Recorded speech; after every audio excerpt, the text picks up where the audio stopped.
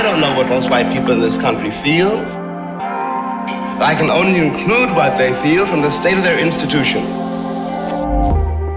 Now, this is the evidence. You want me to make an act of faith, risking myself, my wife, my woman, my sister, my children, on some idealism which you assure me exists in America, which I have never seen. Welcome back to another episode of Black History for White People, a podcast where we educate, resource, and challenge white people about Black history.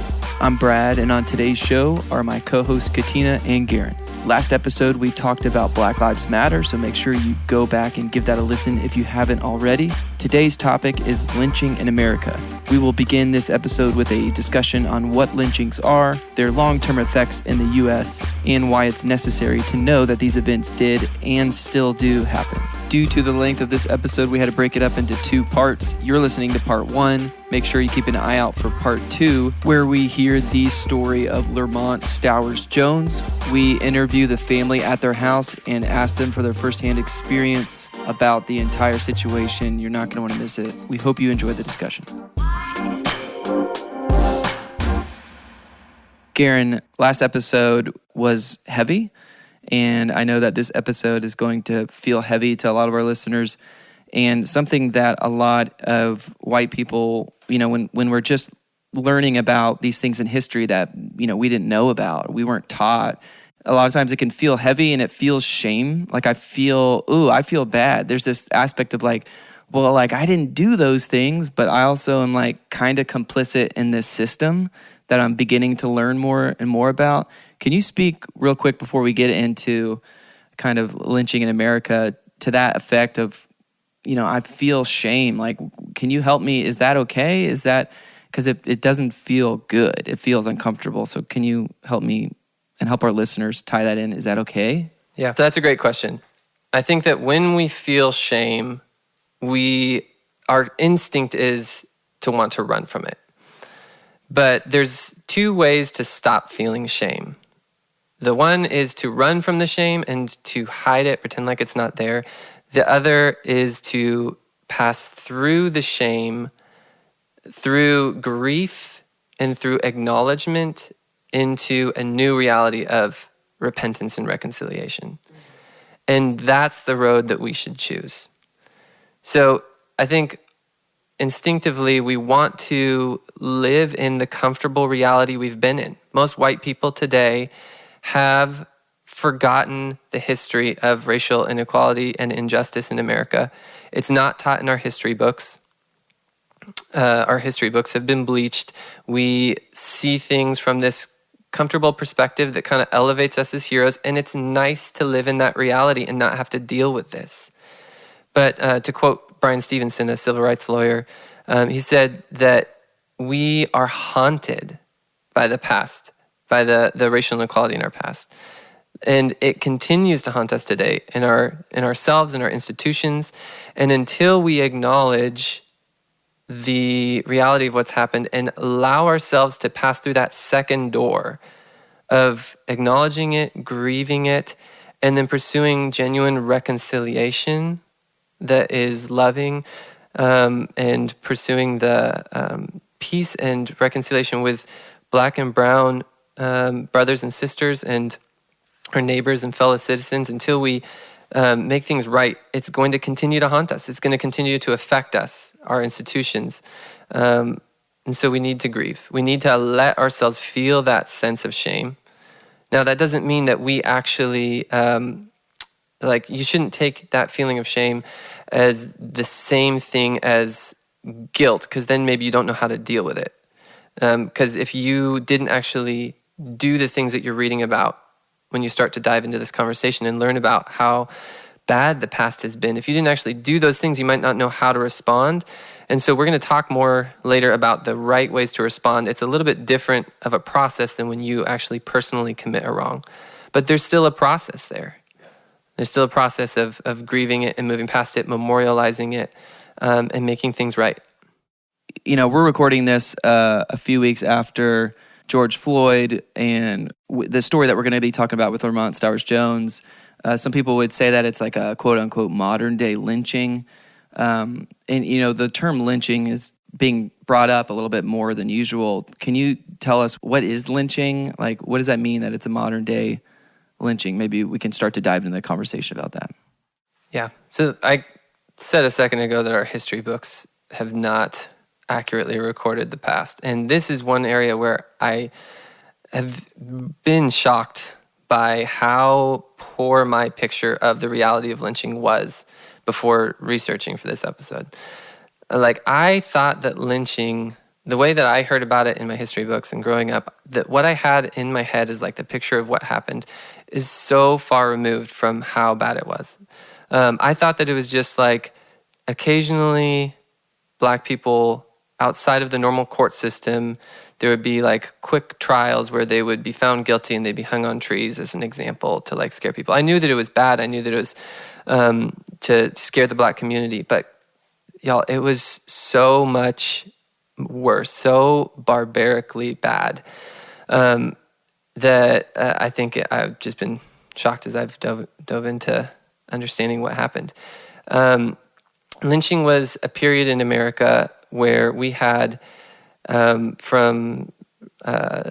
1860s to 1955 was the last recorded lynching, or the last year, or the first year without a lynching was 1955.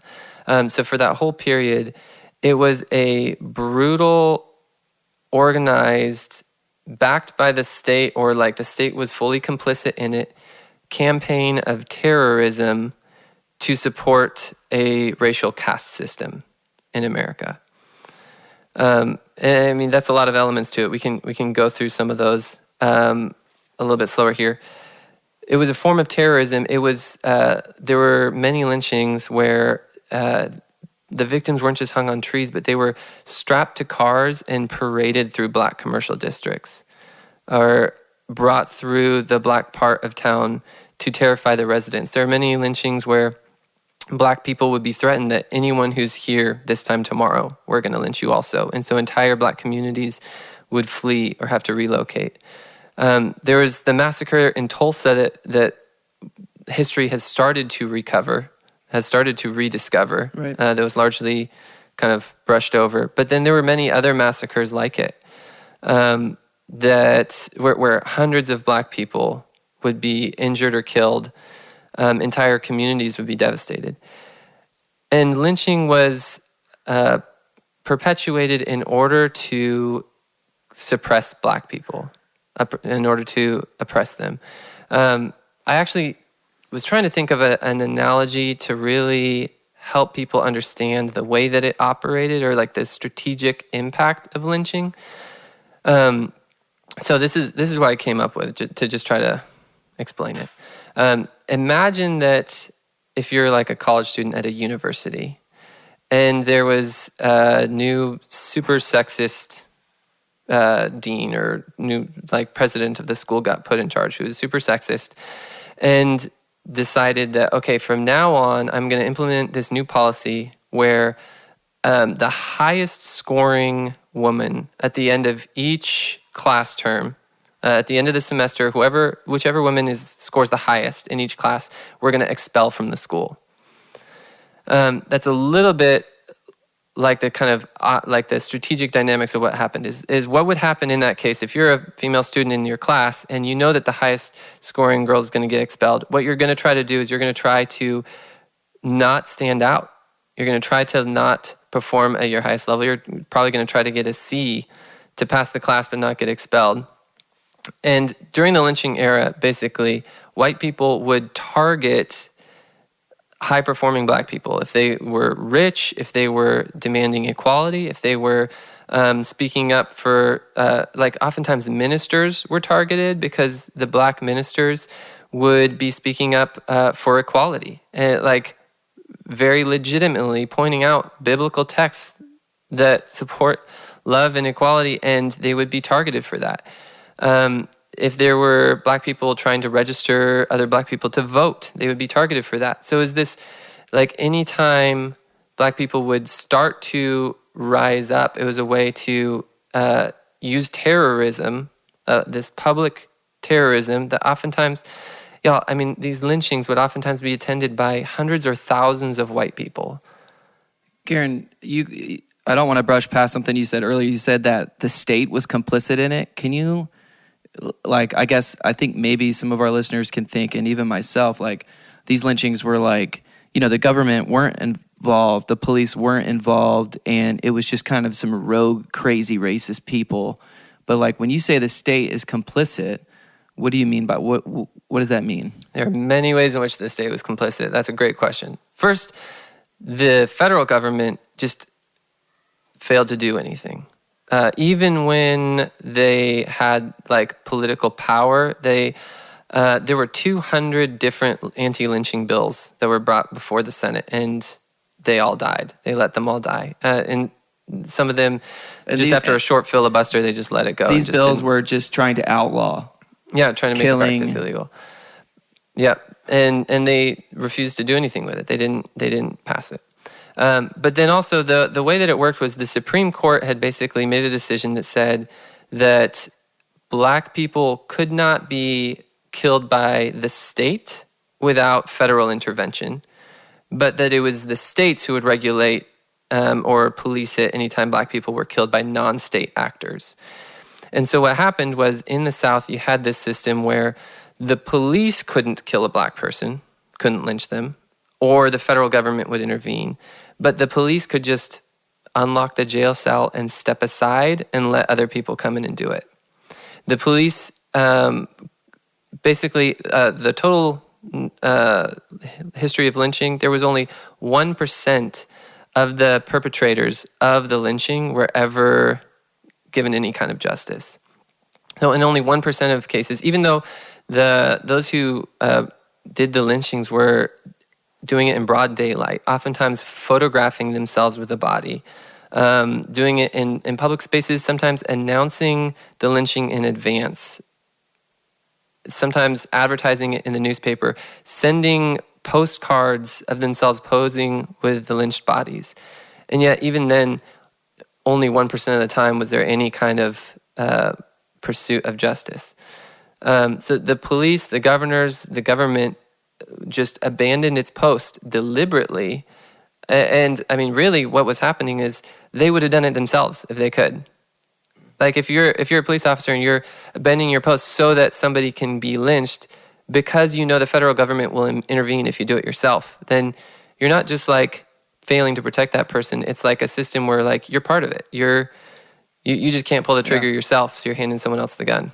So I'm just gonna say a couple of things real quick. As you were talking, I was taking notes. So lynching, you mentioned the lynching era, and yes, there was a period of time where lynching took place as a normative.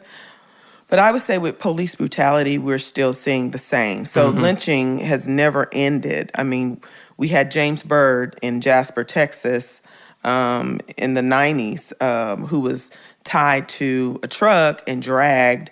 And people think of lynching as like a rope, but lynching is like the assertion of white power and privilege. It's basically infliction on black bodies to say we're better, we're superior, and we do this because we can. And so we're seeing lynchings with what happened with George Floyd, Ahmaud Arbery. That was definitely a lynching. That was asserting privilege. It's no different from like when open carry, for example.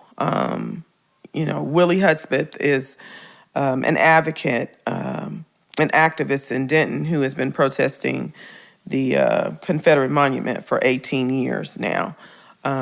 And thank God it's about to come down. Yep. But there's been times where guys with assault weapons, because open carry is a thing, have walked up on him and tried to intimidate. And they're like, I'm going to shoot you, just that type of thing. And there's no arrest.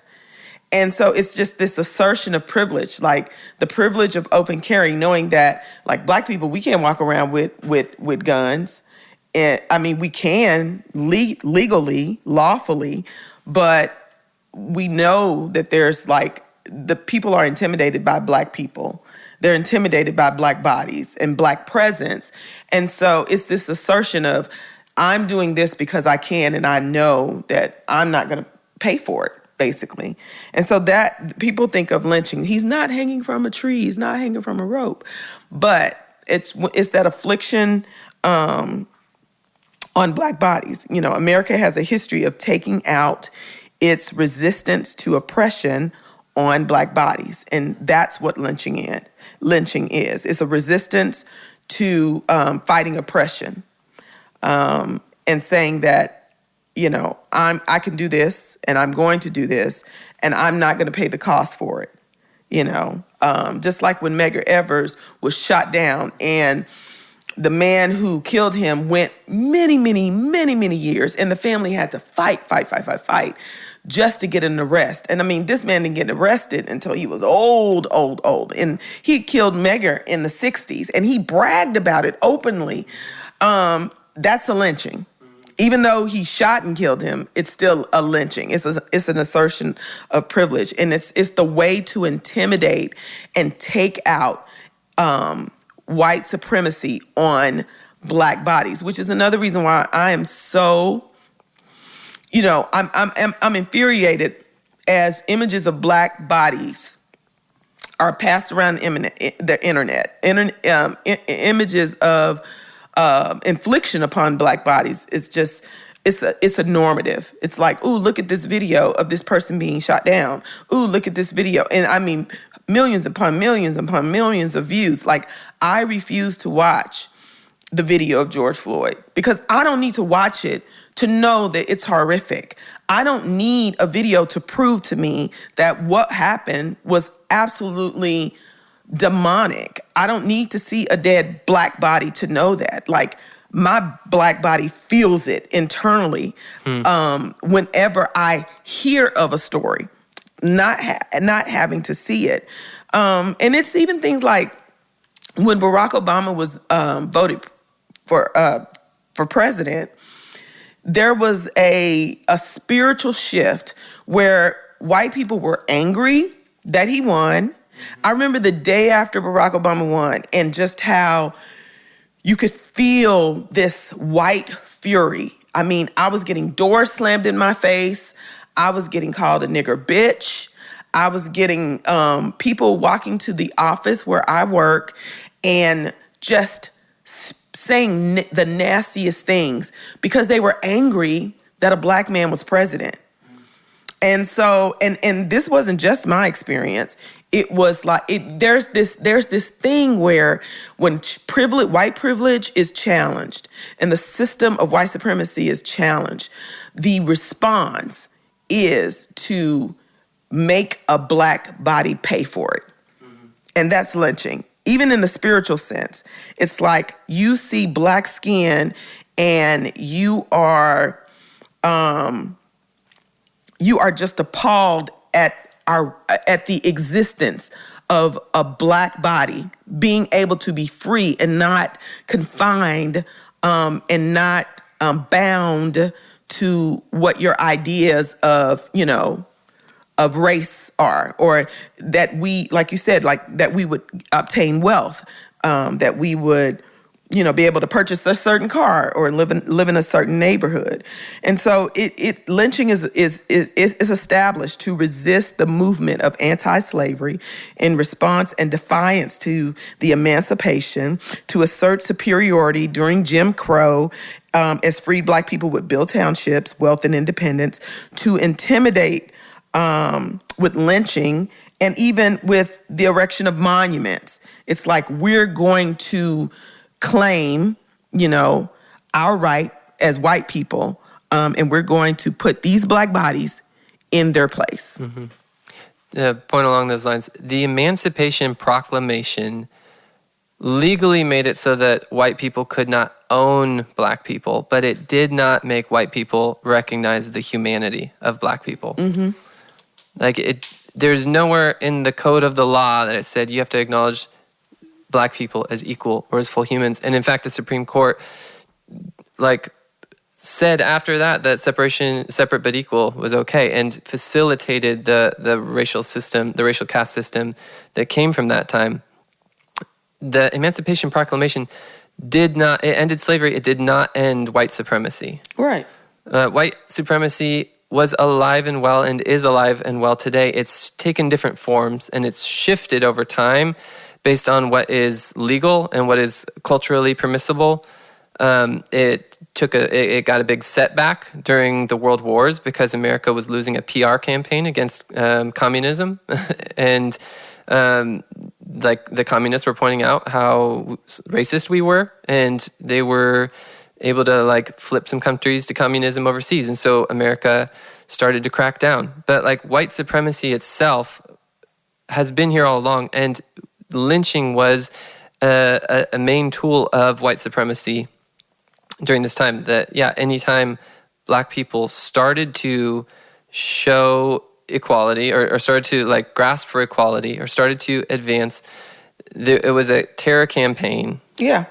Where the white community would form a mob, and I mean some of the things that people would be lynched for are so absurdly small. I'm just going to read some of these just so you can like grasp the dynamic that existed. Let me just read off some. So you're about to read things of why people were killed. The reasons publicly. The transgressions that triggered lynchings. So you can see how small the slights were.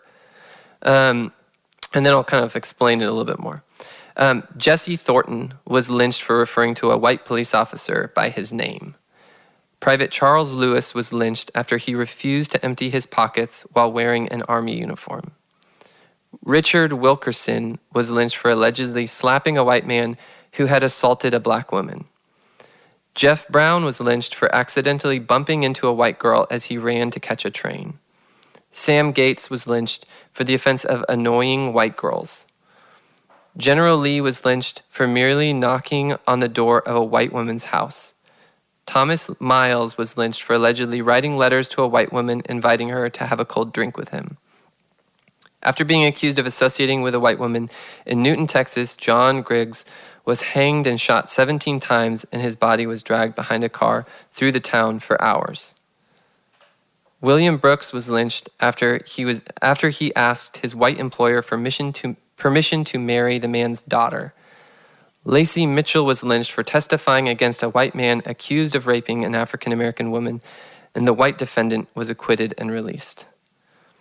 Hundreds of African Americans accused of no serious crime were nonetheless lynched for a myriad offenses, including speaking disrespectfully, refusing to step off the sidewalk, using profane language, using an improper title for a white person, suing a white man, arguing with a white man, bumping into a white woman, insulting a white person, and other social grievances. Essentially, lynching created this system where any Black person constantly lived at the pleasure of whatever white person was around. If you were a Black person who owned a business and a white person came into your store and said, "I'll give you half price for that item," then you either said yes and you were extorted and Black businesses were just like oppressed over time, or you said no and there were many instances where you would be lynched for that. That it created this system where as a Black person, you had no power. You couldn't go through the courts because in these southern states where lynching was the most predominant, there was no help for you from the courts. The courts were completely run by people who were complicit in the system. And so there was no way out. And so then you had one of the results of lynching was mass migration, that you had millions of people, 6 million people, fled the South because they were part of this brutal terror campaign, and they went up north.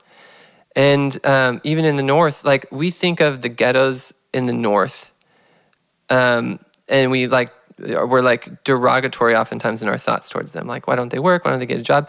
We literally, the people who fled north were refugees. We should think of them as refugee camps. They were literally fleeing a domestic terror campaign in which thousands of people were killed, and not just killed, like, y'all, their bodies were filled with hundreds of bullets in many instances, or they would beat them. There's a story, I can't even read it because it's too grotesque, but there's a story that have in my notes, they would take corkscrews and spin them into the bodies and pull out flesh. Like the cruelty, kids would come and watch this. The cruelty of what we did was astounding. And then millions of people would flee that as like war refugees. And then they would get up north and things would be just only marginally better. There's still complete segregation, and there were lynchings that happened up north too, in order to get the black people to stay in line. I mean, it still supported white supremacy up there too. I was going to say that, lynching is to subdue, intimidate, and silence black people. And people may wonder, like, how do you get to the point where you're screwing corks into people's bodies or hanging them from trees? Because people will think, well, those people are on the fringes. They are awful people. I would never do something like that. Right. But there's silencing that happens all the time. It's the same spirit. It's the same spirit of, well, let me assert myself over you. Let me silence you. Your story doesn't matter. Let me put my favorite black person who agrees with everything that I say over you as an authority, and basically silence your voice, silence your story, silence your experiences. Like, that is the spirit in which lynching thrives, because that is exactly what happened. They would place black people, and this is no shade, because a lot of times as black people, we contextualize black stories of where black people had to betray other black people just to live because they were threatened. They were all enslaved. They were all, there was no hierarchy. There was no privilege within the black community that was enslaved. And so, it was either you tell these black people this, or you do these things to other black people, or I'm going to kill your kids, or I'm going to lynch your mom, or, and so it's just this entire system of subduing, intimidating, and silencing. But like I said, in the same spirit, we do that all the time in just conversation. When we refuse to listen, when we, refuse to engage beyond our level of comfort, we do it. And I don't want to take away from the horror of like physical lynching, because it is absolutely horrifying. It is terrorism, but how we get there is these little things, like a white person who would never physically lynch a person, but they're asserting their, superiority, asserting their privilege, silencing black voices, coming up with these crazy conspiracy theories as opposed to just listening and hearing and lamenting. It's the same spirit, And so there's a saying in our community: if you'll lie, you'll cheat. If you'll cheat, you'll steal. And if you'll steal, you'll kill.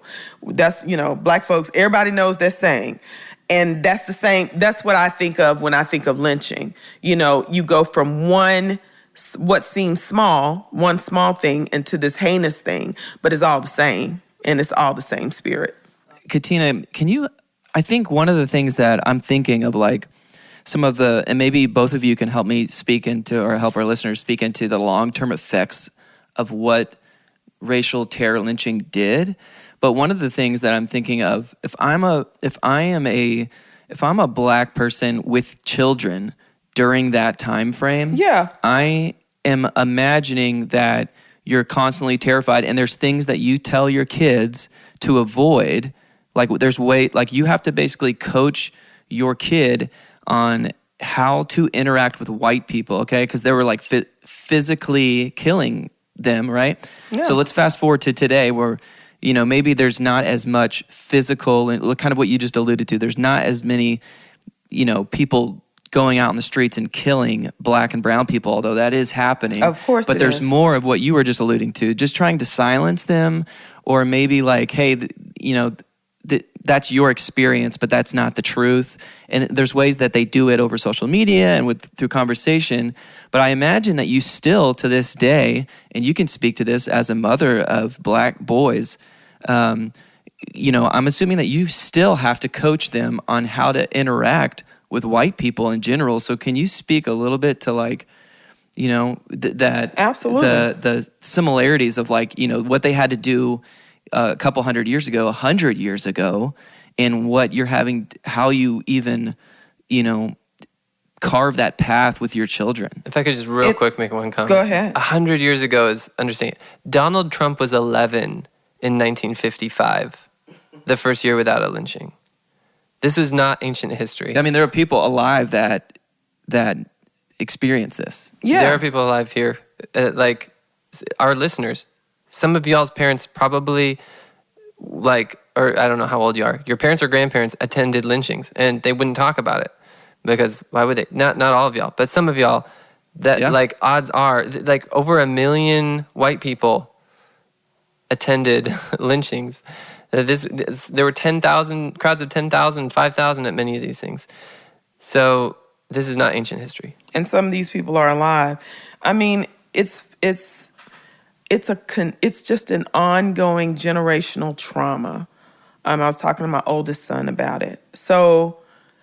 And it's a constant state of victim shaming, in a sense. So we're, an oppressed and marginalized people, and it's like, don't go over there, don't do this, don't do that. And I saw it even with like my great-grandparents, like my great-great-grandparents. If we went to town, because at one point we had like 5 generations living. My great-great-grandmother that I talk about, she died when I was 20. But I would stay at her house, stay in their cabin with them in the country in Memphis. And we would go to town, which was, Collierville, which was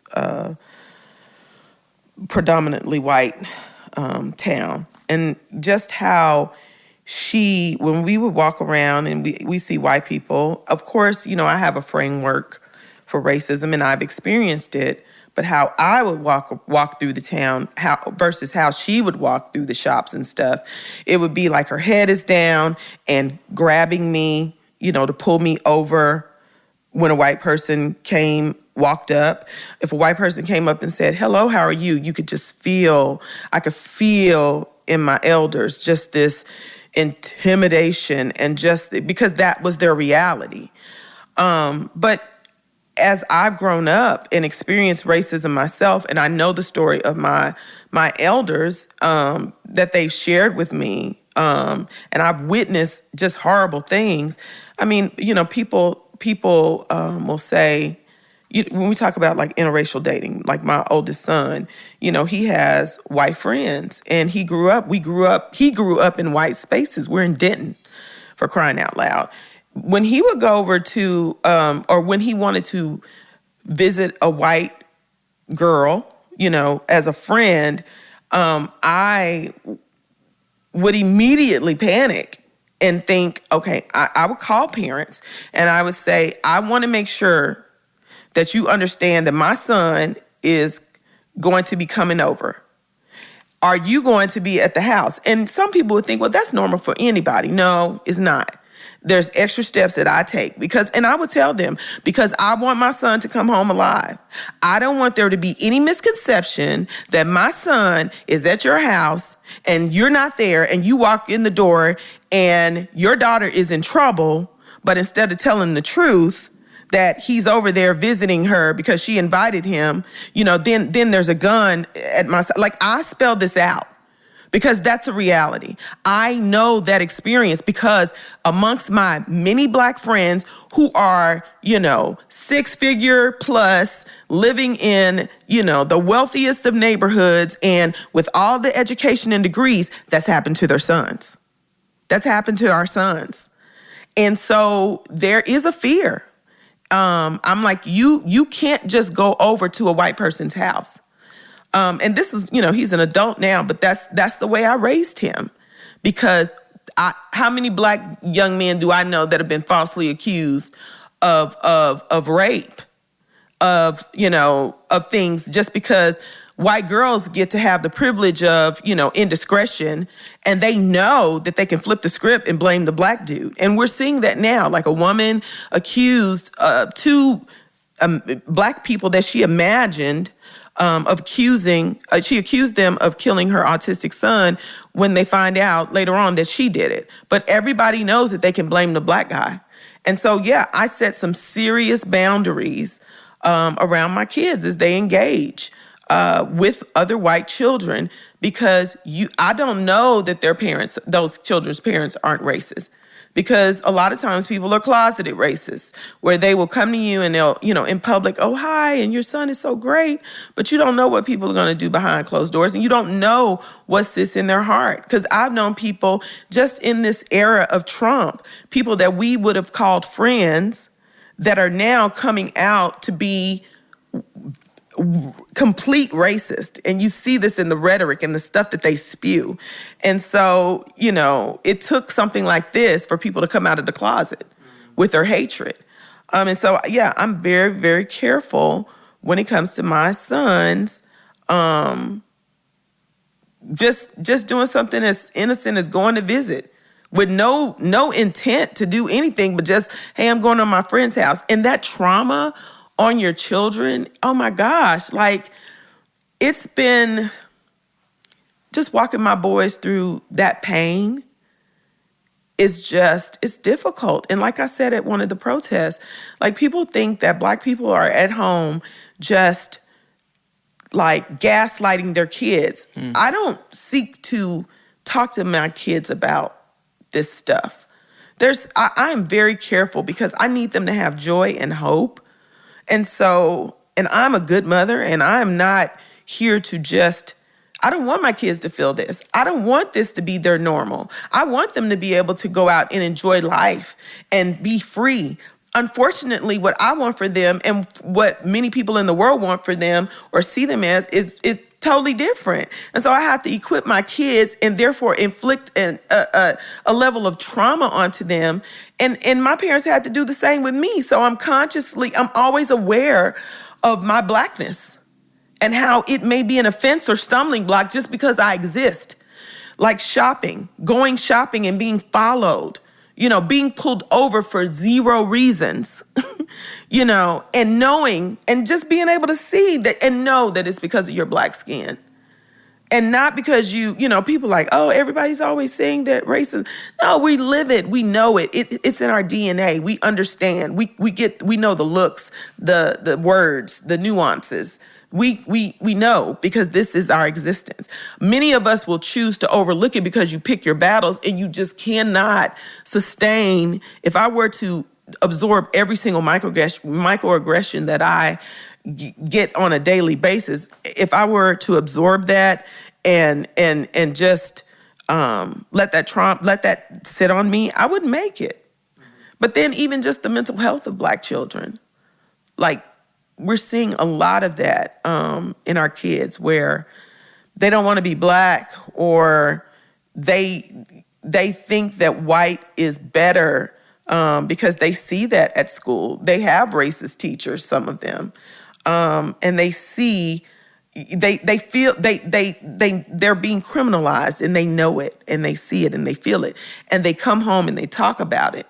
And they may not have the language for it, but when they're talking to you, Mom, this teacher did XYZ, and there's like, because you grew up feeling the same thing. And that trauma, it's just hard. My youngest son is really struggling right now, and he's very vocal about, all my boys, very critical thinkers. They're amazing, but he is starting to digress because he's just tired. He's just tired of having to think about his blackness in a negative way, because that's the way people are, like, having to make yourself small. And I tell my boys, like, there's got to be a balance. I don't want you to make yourself small. I want you to be exactly who you are. You need to be aware that there are people that are going to see you different, but that's not your burden or responsibility. When there comes a time when you have to face and make a decision based on someone being racist, do what you need to do to get out alive. Do what you need to do to get out, but then shake that off, because that's still not your burden, even though it's your burden. it's a weird space. I mean, hearing you talk about that is, I find what's interesting about that in America is how you're so aware of your blackness. Yes. And how my experience as a white man is the direct opposite. I'm so unaware of my whiteness. And it's so interesting because growing up, we don't talk about that. I think the best way to describe, long-term effect of like little decisions, if you're at a grocery store and your 3-year-old says, "Oh, look at that brown person," and a parent goes, "Shh, shh, shh," don't say that. It's like, okay, well, why not? I would say, why can't they say that? And then 2, what is your response to that? And then if you're just responding to a child who's just curious in nature about literally everything, and you're shushing them, what is that doing over a long-term period of time where you're not talking about it? It's like, there's something there, but we don't want to talk about it. And I think how that evolves into just how different of a life that we live, that people live, that the person living across the street from you lives, the kids that are going to school with your kids have such a unique life. And I would even say that I think sometimes we think, okay, yeah, you've got to have a talk with your black and brown children about this experience. But I'd say you need to talk to your white children about these experiences. I think I almost am just, as a parent of 2 white children, like they've got to know this stuff. And I want them to learn about everyone's experiences, and like they need to be able to when they see someone shushing someone for that, like I want them to step up and use their experience to push against these things that are just so even as like a common sense thing of like when a child says, "Oh, look, there's a brown person."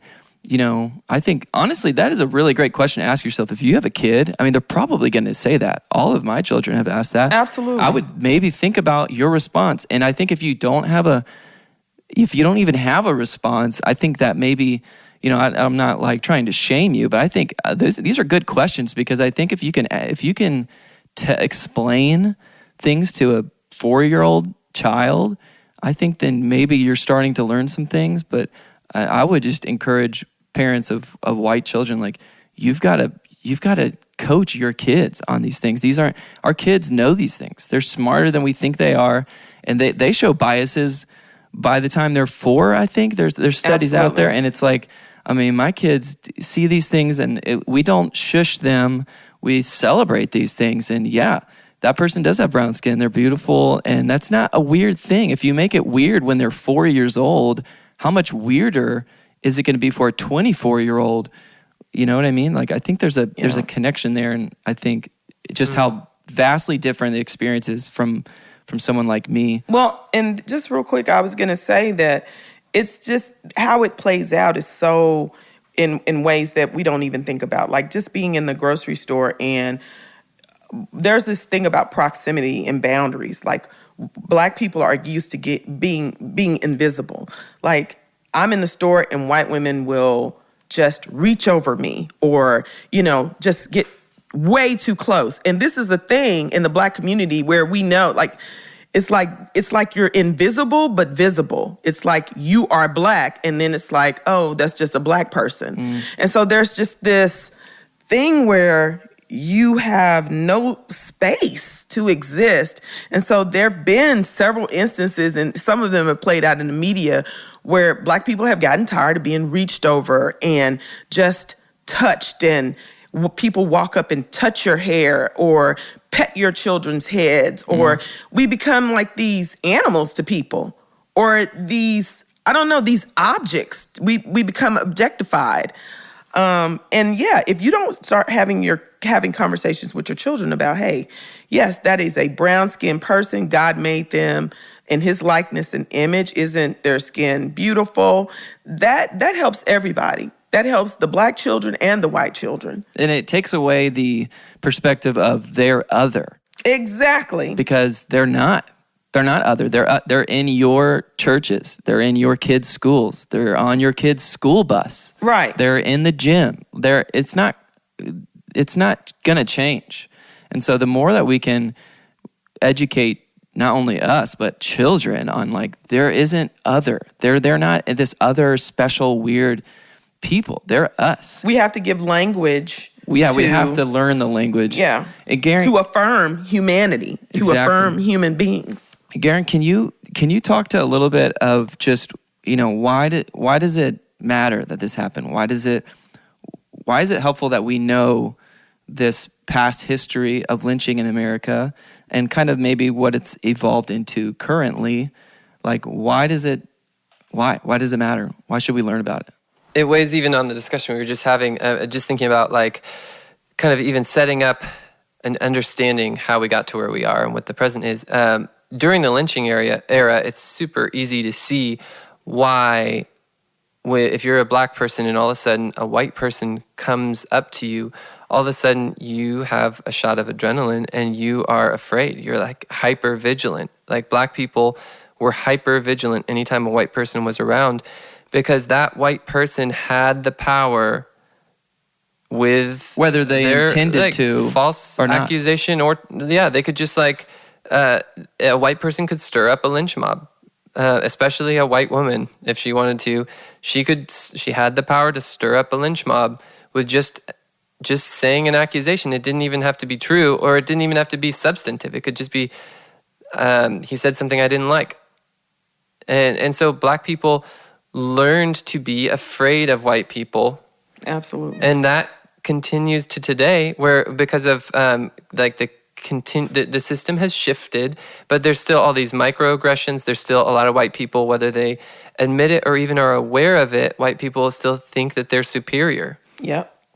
And so for black people, if you are a white person, a white listener, and you're around black people, you have to project love, to project like that I see you as a person, in order to even start a conversation where you put your black friends at ease and show that you see their humanity.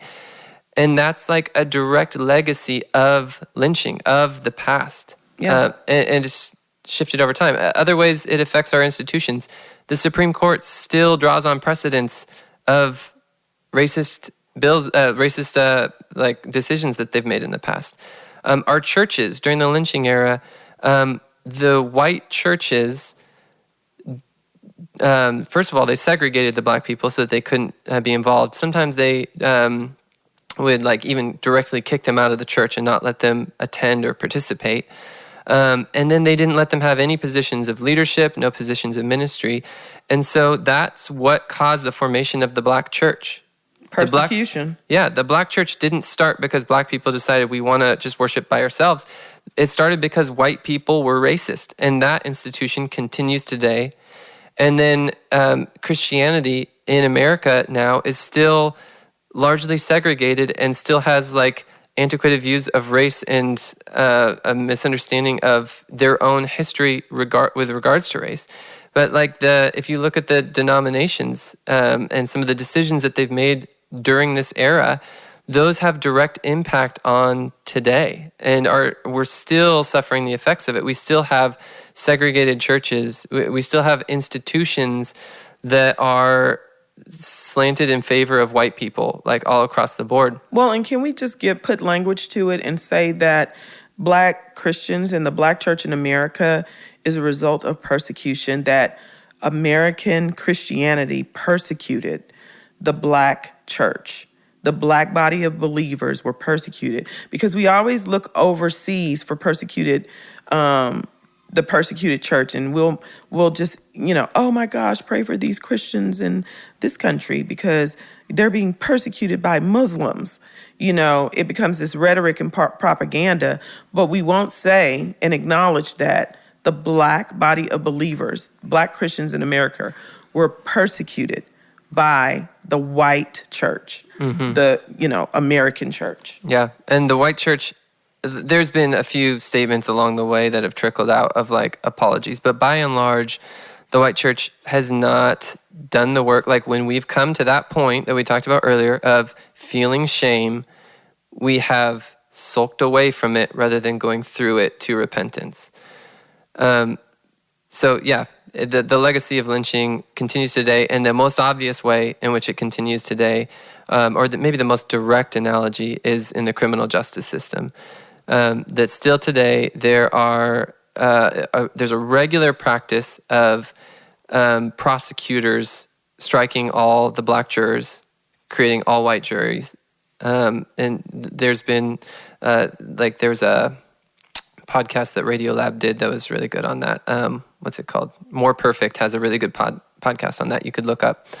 There has been, there's just like the police system in America was initially set up to protect white people from black people. Like that's the history, the roots of policing in America is police departments protect white people from black people. And that institutional racism has shifted over time and been whittled down a little bit over time, but it still exists today. And still you have white police officers going in as like an occupying army in ghettos that were originally set up as like refugee camps of people leaving terrorism. And then white police officers, sometimes it'll be like, 90% white or more going into areas that are 90% black or more and policing them. So like we have this past that has still kind of just like overflowed, and it kind of bubbles up all over the place, the effects of it on today. And until we see it and look into it and grieve it and deal with it, we can't rebuild an actual fair and loving and just society. All right. Well, and police were not started to protect white people from black people, but it was to assert terrorism on black people on white people's behalf. Mm-hmm. Because again, black people, slave patrols. Yeah, it was the slave patrol. Black people are enslaved. How many of them are going to actually commit crimes, knowing that they could be mutilated, knowing that white mobs will lynch them, kill their families? So it was an assertion of white power over black people. And then you were talking about, churches. Jessica, who you guys interviewed for Lamont Stowers Jones case, she is a PhD student at UNT, and she has all of these records of many of the founders of white churches in Denton who were part of the KKK.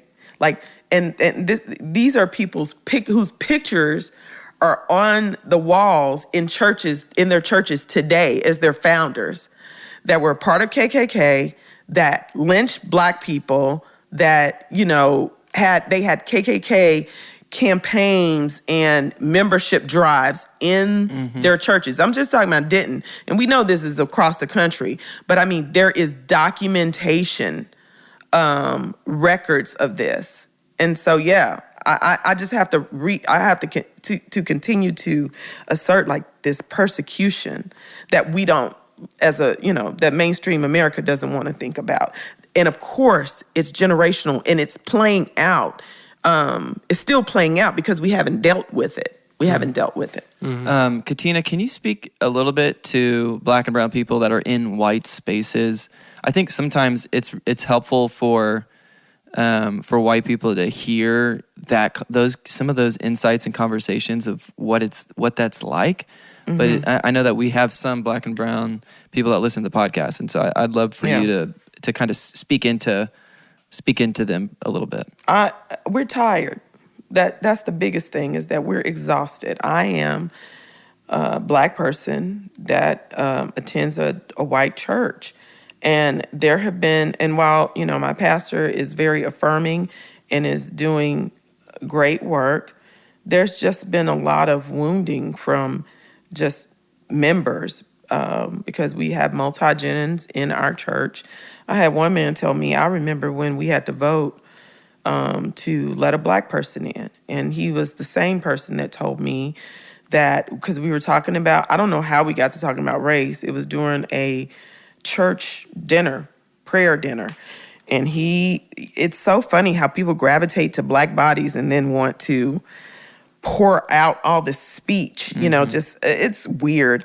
But he was telling me about these friends that he had when they were in elementary school, and then they came back for middle school, and he acted like a nigger. And he literally said that in the foyer of the church in front of a whole host of witnesses.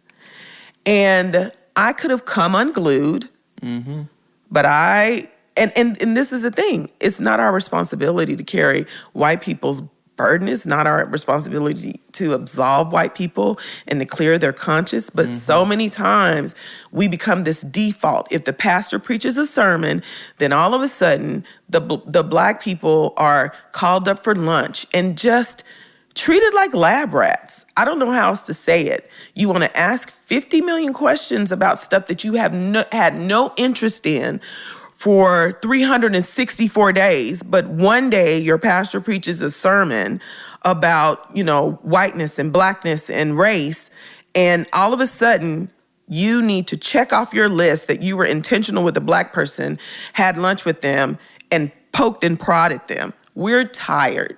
We are exhausted. There are black ministers in white churches who everybody's looking to. Everybody's looking for us to be the voice of the entire race, and to answer all their questions because they've watched 50 million Candace Owens videos and PragerU videos, and they want to debate, can we just live?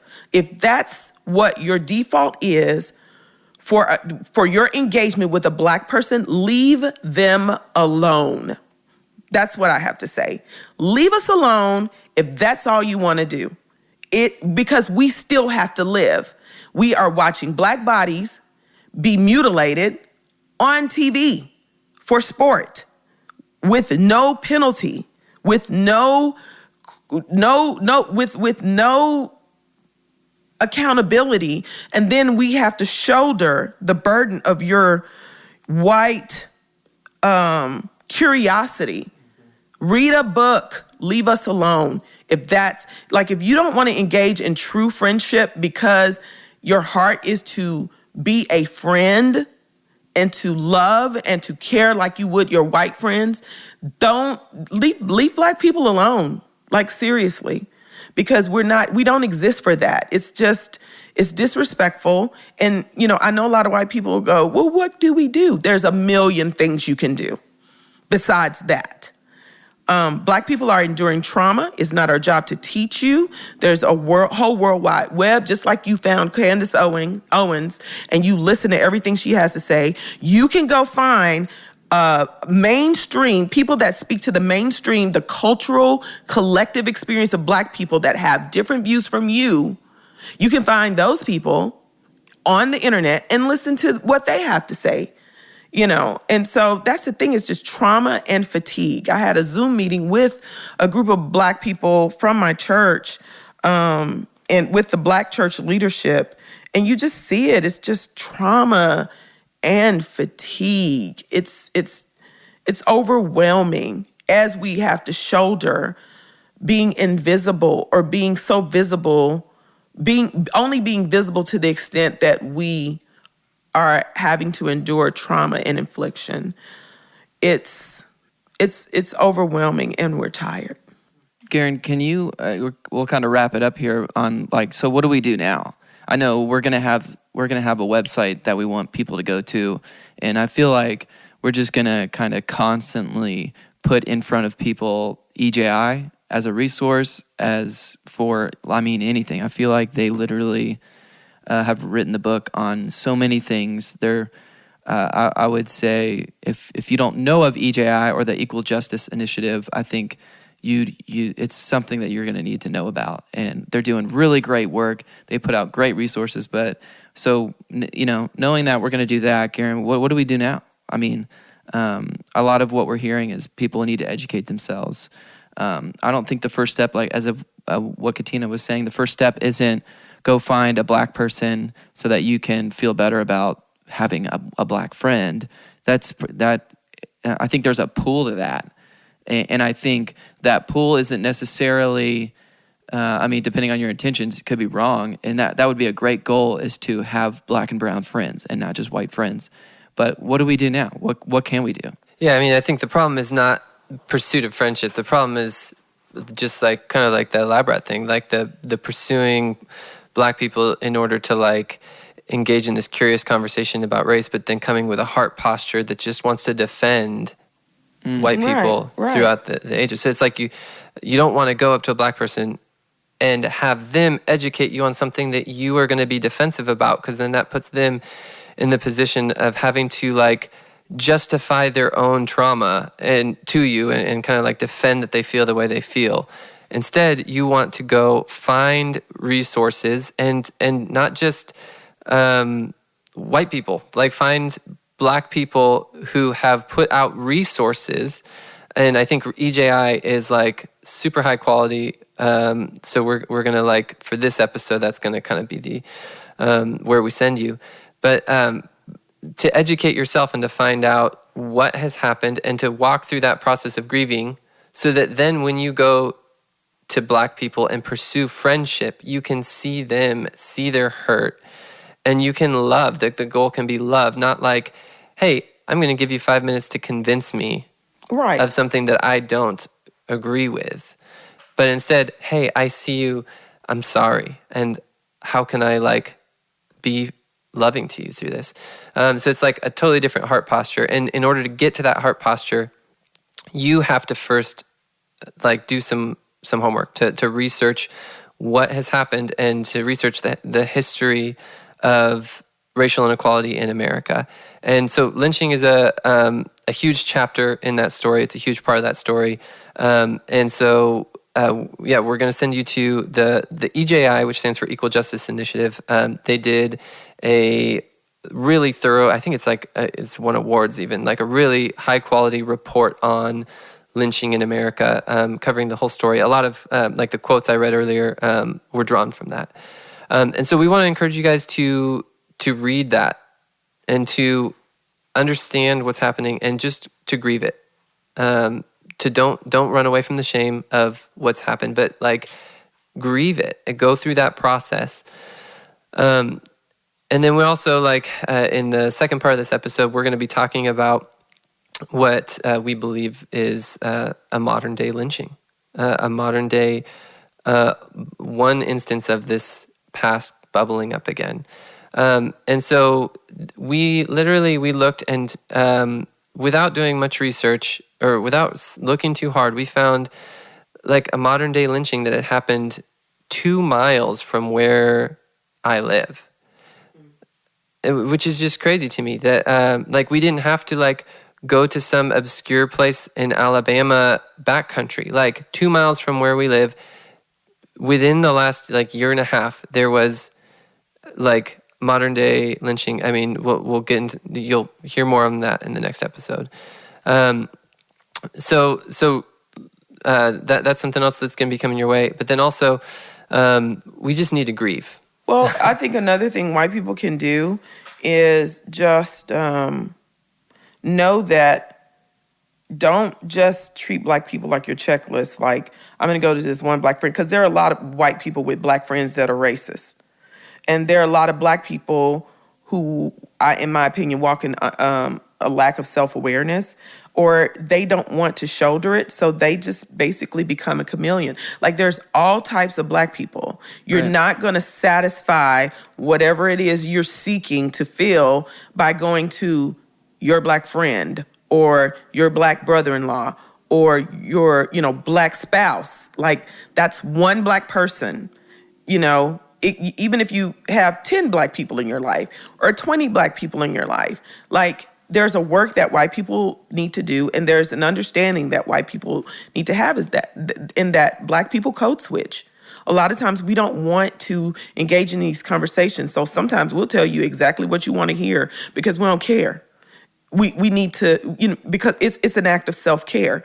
So a lot of times from black people, you're gonna get all kinds of answers because we've learned how to we've learned to exist, how to exist and function in oppression, under oppression and microaggression in ways that aren't necessarily helpful to us, but we got to live. Yeah, like you don't initially trust. Right. Let alone a police officer, but like just any white person. So there's a way when you don't trust somebody, and not even that they did something that made them not trustworthy. Right. But it's just coming to the table with inherently not trusting.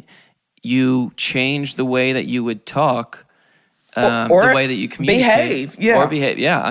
It makes sense. It's not you're not doing it because white people deserve a certain way because they did these things.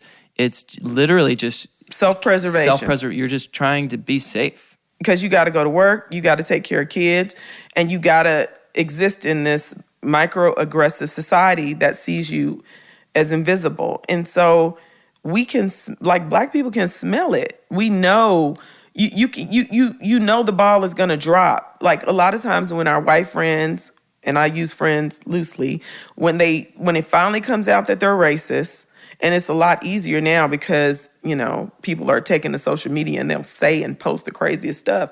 So it's like, yep, there you go. There's a racist. And there's no doubt. And there's differences between people who are racially ignorant, racially insensitive, and racist. And like we get to say, this is racist. We know the ball's going to drop, so we don't even engage. Because, I know so many Black people that are just like, behind the scenes, we're like, are you for real right now? Like we just know. We're like, girl, you know how it is. And when we are in white spaces, we have to wear the mask. Like Paul Lawrence Dunbar said, we wear the mask and we code switch. And we're like, yeah, okay, because we just got to live. And it gets exhausting. It's not our responsibility to carry the race in that way. That's just like, I'm protesting. I'm out as a community organizer. I'm doing justice art. But there are Black people that don't want to. And I tell them, you don't have to. I think that any self-aware person, period, needs to be doing the work of justice. But I also acknowledge and recognize that Black people are having to exist in these spaces. And really, what they have to do is not lose their mind. Because they gotta care for the next generation, and they gotta, work on their marriage, and they got a project to do at work. So they can't just shoulder 50 million questions from a person who's gonna still consider themselves right about what they believe, and it's not gonna matter anyway. So we have to navigate through that maze, and it's insane. Thanks for listening to part 1 of this episode. Make sure to look in your feed for part 2. If you're looking for more information on what we discussed, take a look at the show notes or go to blackhistoryforwhitepeople.com. If you'd like to play a supportive role in the podcast and be able to vote for future topics and listen to full interviews, check us out on Patreon at patreon.com/Black History for White People. Remember that all of the money you give in the first 10 episodes will go to the Denton African American Scholarship Foundation. We are going to be doing an interview later with the founder, so be on the lookout for that. And we'll leave you with this quote from Brian Stevenson. You ultimately judge the civility of a society not by how it treats the rich, the powerful, the protected, and the highly esteemed, but by how it treats the poor, the disfavored, and the disadvantaged.